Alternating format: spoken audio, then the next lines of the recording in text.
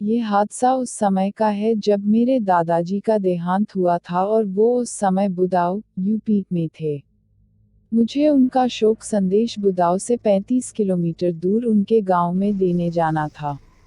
मैं गांव जाकर उनकी पैतृक परिवार को शोक संदेश पहुंचाया और फिर गांव से बाहर आकर बस स्टॉप पर खड़ा हो गया। उस समय वहां कोई भी गाड़ी नहीं थी। उस समय सर्दियां चल रही थी और मुझे बड़े जोरों की ठंड लग रही थी। मैंने थोड़ी दूर पर एक चाय स्टॉल वाले को देखा और उसके पास गया और उनसे गाड़ी के बारे में पूछा।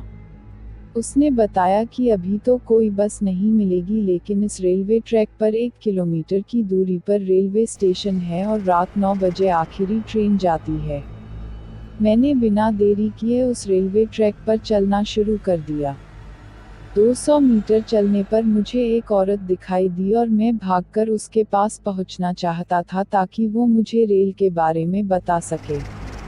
मैं जैसे ही उसके पास गया और उससे स्टेशन के बारे में पूछना चाहा तो बोली, मुझे कुछ नहीं पता और यहाँ से भाग जाओ। मैं उसके पीछे पीछे चलता गया और थोड़ी देर बाद देखा तो उसकी चाल मुझे अजीब लग रही थी। मैं अपने मोबाइल का टॉर्च जलाकर उस औरत को देखना चाहता कि ये औरत इतनी रात को इस रेलवे ट्रैक पर क्या कर रही है।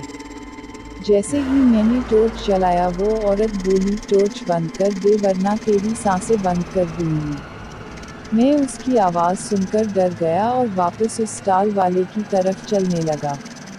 थोड़ी देर चलने पर मुझे उस औरत के जोर से हंसने की आवाज़ आई और बोली, मैंने आज एक शिकार पहले ही कर लिया है इसलिए मैं तेरा कुछ नहीं करूँगी। ये कहते ही वो जोर से मेरी तरफ आई और जब तक मैं कुछ कर पाता तब तक उसने मेरे हाथ को जोर से पकड़ा और मैं बेहोश हो गया। थोड़ी देर बाद जब मुझे होश आया तो मैंने देखा वहाँ कोई भी नहीं था। मैं जोर से रेलवे स्टेशन की तरफ भागा और वहां सीधे स्टेशन मास्टर के कमरे में चला गया और उनको सब बताया तो उन्होंने मुझे चाय पिलाई और कहा कि जिससे तुम मिलकर आए वो एक डायन थी, आज तुम बच गए। ये आज से कई साल पहले इस ट्रैक के नीचे कटकर मर गई थी और उसकी आत्मा आज भी इस ट्रैक पर भटकती है। अब मैं सारा माजरा समझ गया और ट्रेन में बैठकर दादी के यहाँ चला गया। इस घटना के बाद से मुझे ट्रेन और रेलवे ट्रैक से बहुत डर लगता है।